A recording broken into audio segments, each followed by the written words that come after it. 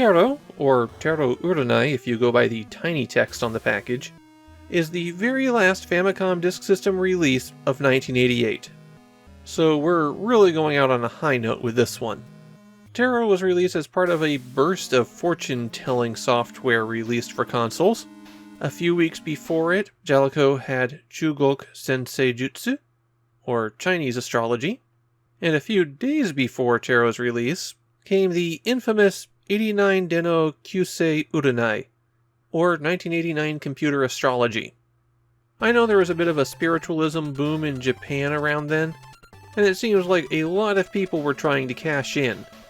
Tarot, of course, is a trick-taking game similar to Rummy, but played with a 78-card deck rather than the more commonly found 52-card poker deck. The most popular version is French Tarot, which involves betting, or placing contracts, while fulfilling particular conditions with your hand. Of course, none of that has anything to do with this tarot. This tarot is based on the practice invented in the late 19th century of using the deck for French Tarot to scam people and to predict the future, and it's much more successful at the first than the second.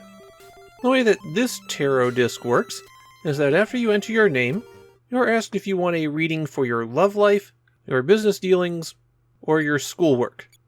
After you've picked that out, you have to choose what arrangement of cards you want. There's different ones for each category, but really they come down to the same thing. Then you shuffle the cards by mashing the A button until you want to stop. When you're ready, hit B and then flip the disc over. Then you start turning over the cards one at a time, and if you want to know what the cards mean, and how those meanings relate to the position in that formation, you have to read the manual. You only have the major arcana, the trumps from the original tarot game, and at least they can be right side up or inverted, which is at least one small thing they implemented. Cycle through the cards, get your answers, and then you're done. The software claims to be associated with a Professor Izeki. Who is this esteemed professor, you might ask? Well, that's a very good question.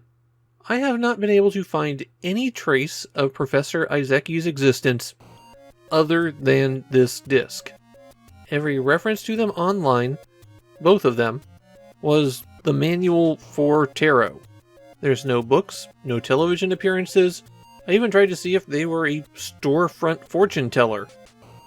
The manual says that they were the head of the Izeki Paranormal Phenomenon Research Society. I can find no trace of that group's existence.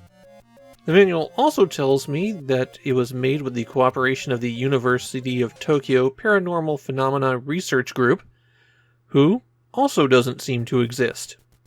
In those two cases, I can find similar groups, just not those particular ones.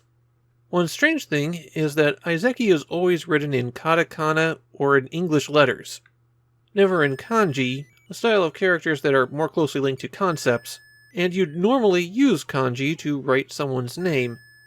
So it feels like if Izeki exists, then it was likely a pseudonym, but even then it would be a pseudonym used for promoting their paranormal investigations, and presumably tarot reading services, so you'd think I'd be able to find something.